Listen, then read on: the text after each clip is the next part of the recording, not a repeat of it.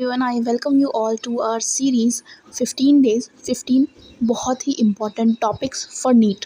Today we are covering AIDS and then we will cover cancer in this series tomorrow. Let's begin with AIDS. और मैं आपको format बता दूं, this is not the real class, the actual class जो भी हम लेंगे इस चैनल पे भी लेंगे, जिसमें हम इस चैप्टर को कवर करेंगे, बट अभी वो टाइम नहीं है क्योंकि 15 डेज़ ही बाकी है नीट को. सो हम एनसीईआरटी बेस चलेंगे एंड बिल्कुल क्रिस्प जो भी एनसीईआरटी में लिखा है उसी को, उनकी स्टेटमेंट्स को बिल्कुल रिवाइज करते हुए चलेंगे. Let's start.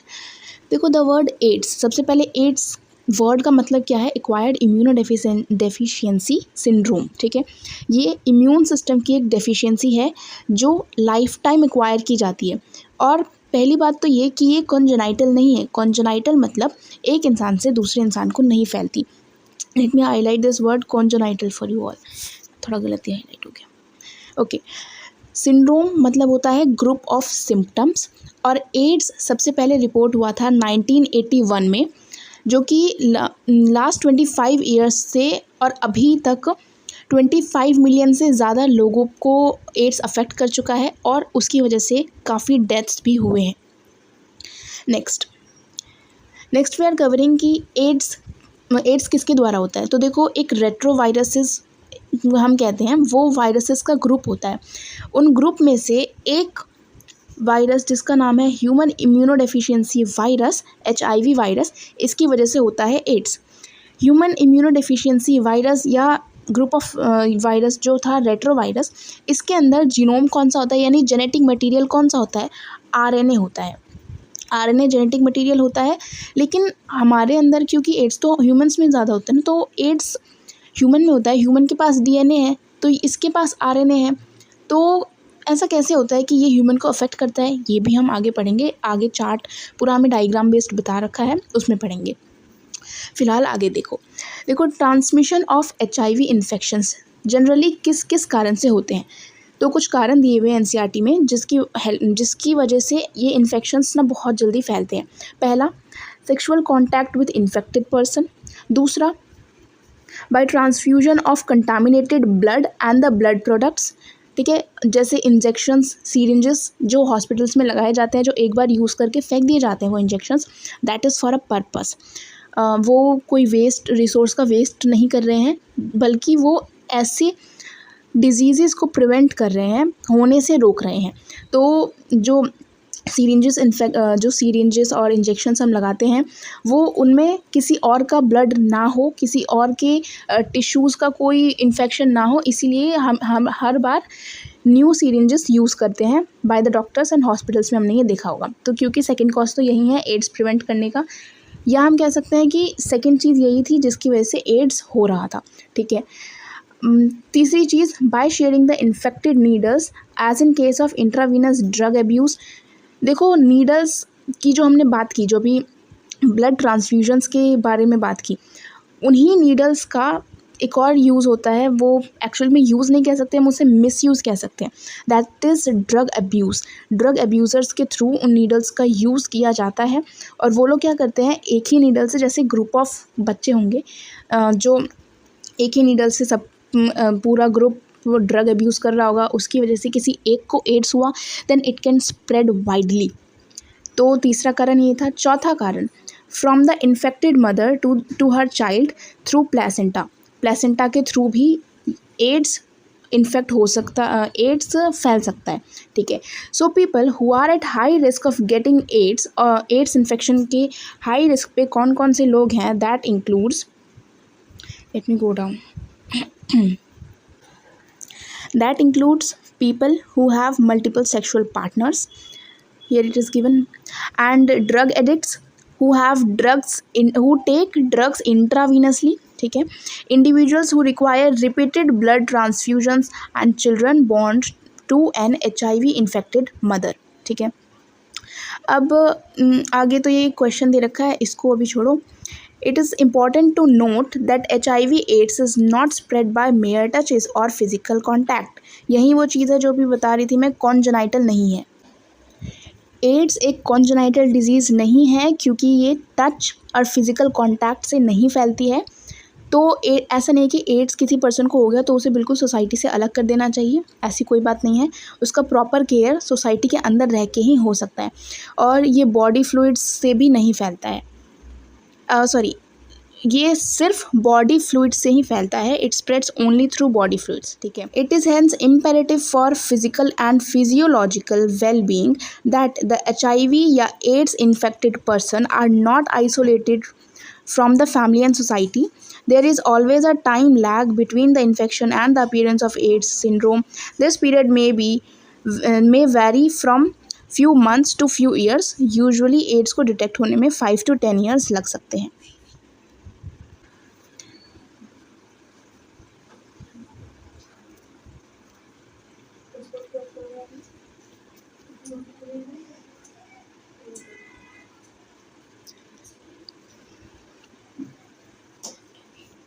Let us now see replication कैसे होता है रेट्रोवायरस का। जो मैंने कहा था कि mRNA हमारे होस्ट DNA में कैसे ट्रांसफॉर्म होता है। सबसे पहले जो रेट्रोवायरस होता है, रेट्रोवायरस क्या था, वो ग्रुप ऑफ वायरसेस जिनमें से एक का नाम था HIV वायरस। उसके पास होता है वायरल RNA कोड, जो बताया था कि mRNA होता है, और प्रोटीन कोड भी वायरल ही होता है। ये वायरस एक नॉर्मल सेल को जब इन्फेक्ट करता है, जो यहाँ पे दिखाया गया है, ये वायरस जब नॉर्मल सेल को इन्फेक्ट करता है, this is the plasma membrane of the normal animal cell, ठीक है। ये वायरस एंटर कर जाता है सेल के अंदर। जब ये वायरस सेल के अंदर एंटर करता है तो ये वायरल अपना, क्योंकि ये RNA था तो ये एक वायरल DNA बनाता है। कैसे बनाता है, एक प्रोसेस होती है जिसमें रिवर्स ट्रांसक्रिप्टेज एंजाइम का यूज़ होता है। वो प्रोसेस होता है रिवर्स ट्रांसक्रिप्शन, जिसमें RNA यूजुअली क्या होता है, DNA RNA में कन्वर्ट होता है through the process of transcription. लेकिन ये रिवर्स ट्रांसक्रिप्शन है तो इसमें RNA DNA में कन्वर्ट हो सकता है। तो ये प्रोसेस यूज़ करके RNA DNA में कन्वर्ट हो जाता है, and it is the viral DNA now, क्योंकि mRNA भी हमारा वायरल था। अब ये वायरल DNA एक होस्ट जीनोम में जाता है। एक तो मतलब ऐसे एनिमल सेल के अंदर जो न्यूक्लियस है और उसमें जो DNA है, इस DNA में ये हमारा वायरल DNA चला जाएगा। तो इस होस्ट जीनोम मतलब होस्ट के पास, यानी जो हमारी एनिमल सेल है जिसके अंदर ये रेट्रोवायरस गया है, उसका जीनोम यानी कि उसका DNA, उसका जेनेटिक मटेरियल, ठीक है। वायरल DNA हमारा चला गया होस्ट के जीनोम में। अब new virus RNA is produced by the infected cell के थ्रू, क्योंकि DNA था, DNA तो यूजुअली ट्रांसक्रिप्शन करता ही है, तो RNA बन गया। लेकिन बात यहाँ पर है कि RNA वो कैसे बना, that is viral RNA। Viral RNA produce हुआ इस इन्फेक्टेड सेल के थ्रू, और न्यू वायरसेस उससे प्रोड्यूस हुए, रेप्लिकेट होते गए, नए नए वायरसेस बनते गए। इन्हीं में से जो नए वायरसेस जो बने, मान ये एक सेल थी, ये एक सेल को वायरस ने इन्फेक्ट किया था। अब उसी का जो रेप्लिकेशन हुआ उसके कारण बहुत सारी सेल्स, पूरी बॉडी के सेल्स को वायरस हमारा अब इन्फेक्ट कर देगा। After getting into the body of the person, the virus enters into macrophages where RNA genome of the virus replicate to form viral DNA। जब बॉडी के अंदर, किसी पर्सन की बॉडी के अंदर RNA जाता है, जो वायरल RNA होता है, वो जाता है, वायरल RNA जीनोम एंटर करता है, वो मैक्रोफाजेस को अटैक करता है, और उसके बाद वो DNA में कन्वर्ट हो जाता है। किस एंजाइम की हेल्प से, रिवर्स ट्रांसक्रिप्टेज एंजाइम की हेल्प से, with the help of enzyme reverse transcriptase, यहाँ पे भी दिया हुआ है, डायग्राम में भी गिवन था। This viral DNA gets incorporated into the host cells DNA and directs the infected cell to produce virus particles. ये इन्फेक्टेड सेल्स को, जो एनिमल सेल इन्फेक्ट हुआ है, उसको ये बोलता है कि और वायरल पार्टिकल्स बनाओ, और वायरस पार्टिकल्स बनाओ। Macrophages continue to provide virus and in this way acts as HIV factory. Macrophages इसीलिए HIV फैक्ट्री की तरह काम करने लगते हैं, क्योंकि वो बहुत मास प्रोडक्शन करते हैं वायरस सेल्स का। साइमल्टेनियसली HIV एंटर कर जाता है हेल्पर T सेल्स में भी। हेल्पर T सेल्स जो हमारी इम्यूनिटी को मेंटेन करने के लिए सबसे इम्पॉर्टेंट सेल्स माने जाते हैं, क्योंकि ये सेल मीडिएटेड इम्यूनिटी को मीडिएट करने के लिए, या सेल मीडिएट हमारी इम्यूनिटी बनी रहे उसके लिए हेल्प करते हैं ना। हेल्पर T सेल्स का काम होता है हेल्प करना। तो हेल्पर टी सेल्स को HIV जाके अफेक्ट कर देता है। It replicates and produce progeny viruses, replicate करता है और ज़्यादा वायरसेस प्रोड्यूस करता है। The progeny viruses released in the blood attack other helper T sales, बचे हुए हेल्पर टी सेल्स के ऊपर भी अटैक हो जाता है। This is repeated leading to the progressive decrease in the number of helper T cells, helper T lymphocytes in the body of the infected person. During this period the person suffers from bouts of fevers.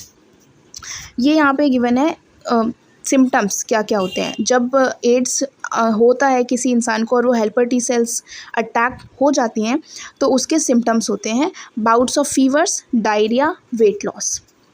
Due to the decrease in number of helper T cells, the person starts suffering from the infections. Helper T sales की कमी होने की वजह से, क्योंकि ये immunity provide करने में एक बहुत इंपॉर्टेंट रोल प्ले कर रहे थे, तो हेल्पर टी सेल्स में अगर कमी हो जाती है तो जो पर्सन इन्फेक्टेड है वो उन वायरसेस के ट्रैप में या बैक्टीरियाज या पैथोजेंस के ट्रैप में भी आ जाता है, जिसके ट्रैप में वो अगर नॉर्मल इंसान होता तो, या मतलब नॉर्मल इंसान होने का मतलब वो एड्स से अफेक्टेड नहीं होता, उसकी इम्यूनिटी स्ट्रांग होती, तो वो पर्सन अफेक्ट नहीं होता ऐसे पैथोजन से भी अब वो अफेक्ट हो जाएगा, यही गिवन है यहाँ पे। The person starts suffering from the infections that could have been otherwise overcome, such as those due to bacteria, especially Mycobacterium, viruses, fungi, and even parasites like Toxoplasm. The patient becomes so immune deficient that used diagnostic test for AIDS is that he or she is unable to protect himself or herself against these infections. A widely used diagnostic test, AIDS के लिए कौन से diagnostic test का बहुत widely use होता है, that is ELISA. ELISA का full form है एंजाइम लिंक्ड इम्यूनोसॉर्बेंट ऐसे, विच इज़ हाईलाइटेड हियर। ठीक है, एड्स का ट्रीटमेंट वैसे तो एड्स को प्रिवेंट करना इज़ वेरी रेयर। एड्स का कोई क्योर है ही नहीं, बस प्रिवेंशन ही कर सकते हैं हम एड्स से, जो अगले पैराग्राफ में दिया भी हुआ है। But in this line NCERT is saying treatment of AIDS with anti retroviral drugs is only partially effective. जो एड्स का ट्रीटमेंट जो अभी हॉस्पिटल्स में चल रहा होता है, that is by the use of anti retroviral drugs.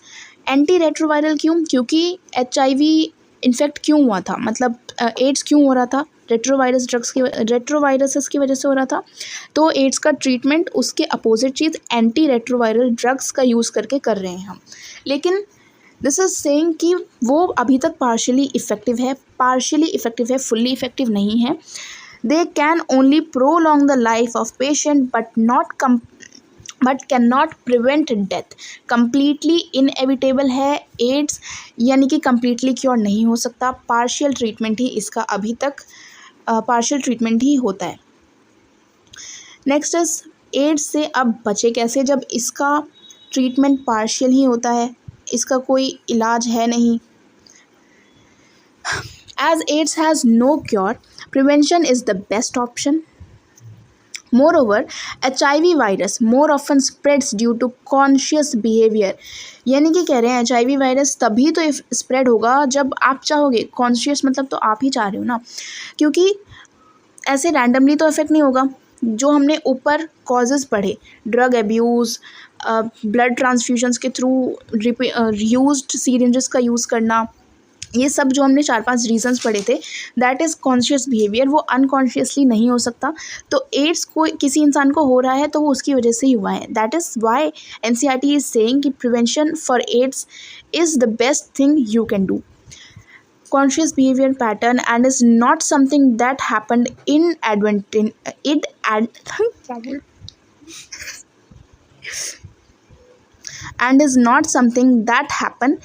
inadvertently। अरे कुछ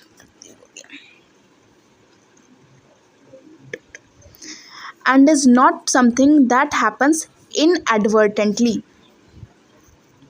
like pneumonia and typhoid। Pneumonia typhoid की तरह तो नहीं है एड्स, जो आसपास अगर पैथोजेंस प्रेजेंट है तो हो जाएगा, नहीं, ये कॉन्शियस बिहेवियर की वजह से ही होता है।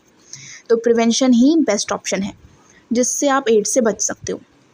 Of course, infection in blood transfusion patients, newborns from mother, etc. may take place due to poor monitoring. The only excuse may be ignorance, and it has been rightly said, don't die of ignorance. मत कर लेंगे ना, चुप हो जाओ.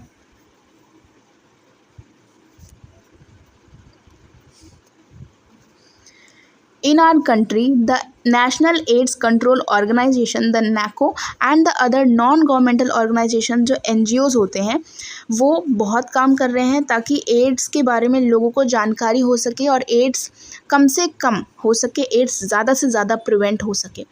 WHO has started a number of programs to prevent the spreading of HIV virus. WHO ने, world health organisation ने भी काफ़ी स्टेप्स लिए हैं HIV वायरसेस के इन्फेक्शन को रोकने के लिए, उनके स्प्रेड को रोकने के लिए. Making blood from the blood banks safe from HIV, ensuring the use of only disposable needles and syringes in public and private hospitals and clinics, free distribution of condoms, controlling the drug abuse, advocating safe sex, and promoting regular checkups for HIV in susceptible populations, and are some of the steps which are being taken up. ठीक है. Infections with HIV or having AIDS is something that should not be hidden, since then the infection may spread to many more people. AIDS किसी को हो भी रहा है तो वो छुपाने वाली कोई बात नहीं है, क्योंकि अगर आप छुपाओगे तो भाई और लोगों को भी फैल सकता है. ऑफ कोर्स इसके कॉजेज़ ही ऐसे हैं, इसके फैलने के तरीके ही ऐसे हैं कि एक इंसान को होगा तो दूसरे इंसान को आराम से फैल सकता है अगर तुमने छुपा रखी है ये बात. HIV AIDS infected people need help and sympathy instead of being shunned by the society. Unless society recognizes it as a problem to be dealt with collective manner, the chance of wider spread of the disease increase manifold. जब तक society ऐसा खुद नहीं मानेगी कि ये बैठ के बात करने वाली चीज़ है, ये डिज़ीज़ कोई ऐसा नहीं है कि उस पर्सन को सोसाइटी से बिल्कुल डिस्कार्ड कर दिया जाए, शंड आउट कर दिया जाए, तब तक ये एड्स और ज़्यादा फैलता जाएगा, ये डिज़ीज़ और ज़्यादा फैलती जाएगी. इंक्रीज़ मैनीफोल्ड का मतलब यही होता है. It is a Melody that can only B tackled by the society and the medical fraternity acting together to prevent the spread of the diseases. और इसी के साथ एड्स का टॉपिक होता है ख़त्म.